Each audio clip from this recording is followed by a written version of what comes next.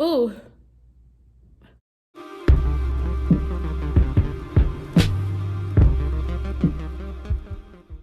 Hola mamis and poppies of the YouTube world, it's your girl Nelly Evergreen, your favorite drama teacher, and I'm back to react to Joaquin Phoenix, his acceptance speech for our lead actor at the Oscars.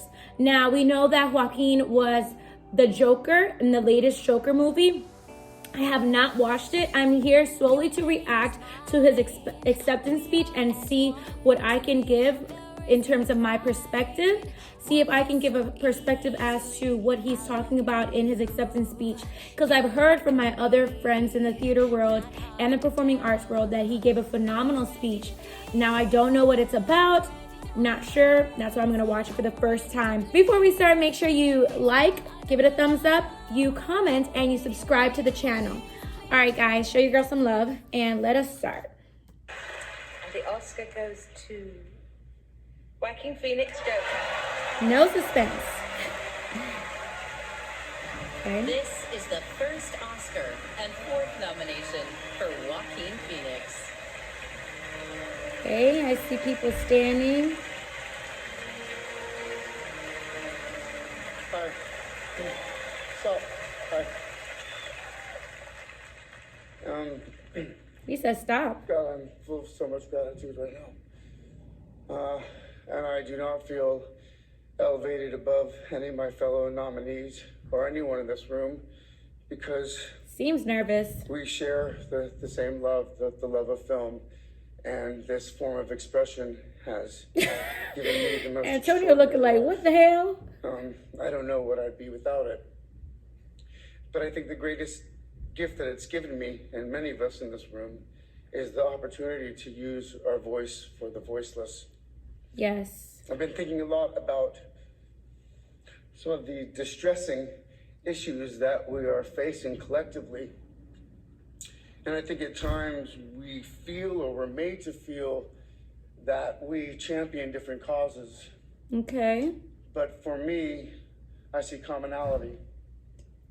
I think whether we're talking about gender inequality or racism or queer rights or indigenous rights or animal rights, we're talking about the fight against injustice. We're talking about the fight against the belief that one nation, one people, one race, one gender, or one species has the right to dominate, control, and use and exploit another with impunity.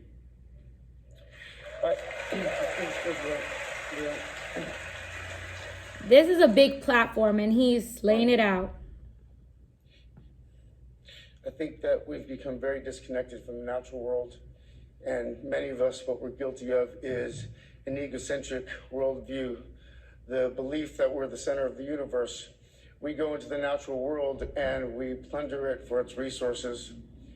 We feel entitled to artificially inseminate a cow, and when she gives birth, we steal her baby, even though her cries of anguish are unmistakable. And then we take her milk that's intended for her calf, and we put it in our coffee and our cereal. And I think we fear the idea of personal change because we think that we have to sacrifice something to give something up. But human beings at our best are so inventive and creative and ingenious.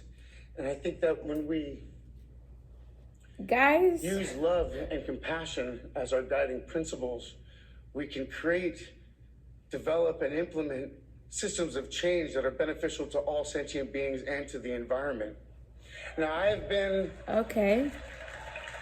I'm really trying to pay attention. In my life. I've been selfish. I've been cruel at times, hard to work with, and ungrateful. But so many of you in this room have given me a second chance.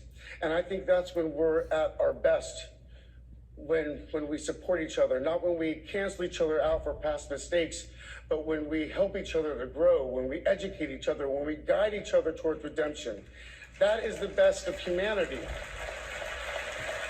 I'm trying to figure out exactly. I gotta reel this in. I wanna when he was 17, my brother wrote this lyric. He said, run to the rescue with love and peace will follow. Thank you.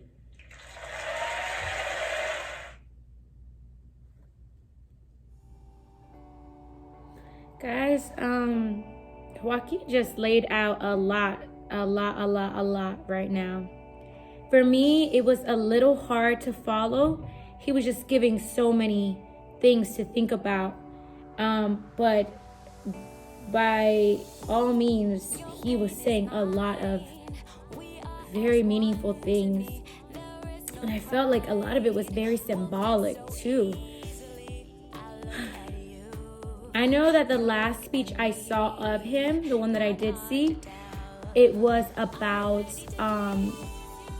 talking about race and equality and about how so like white privilege and how so many of his actor counterparts and friends who are in the business who they don't get that recognition like how he would get, and how he felt like it was his duty and Hollywood's duty to start showing more of what our Black and brown actors and performers can do, because a lot of what is popular and what is the soul of America has come from Black culture, has come from Mexican culture, Spanish culture, Asian culture. Like, it's America. This is a melting pot. We see continuously that the people being nominated for these Oscars and Golden Globes, majority are always white. Why is that? Why? It shouldn't be that way. You got a platform, you got a voice, and he mentions that. As a performer, and this is for all of my friends out here who are into theater, drama, or you're trying to get famous on TikTok, you have a voice now. And you want to make sure that you are using it to spread a message. And I think Joaquin did that. And I probably have to watch it again. But it did talk about the environment. It talked about race. It talked about, now I'm starting to understand, it talked about inequality. And he said, you know, we have to remember that, yes, we're here to champion, we're here to advocate for a cause.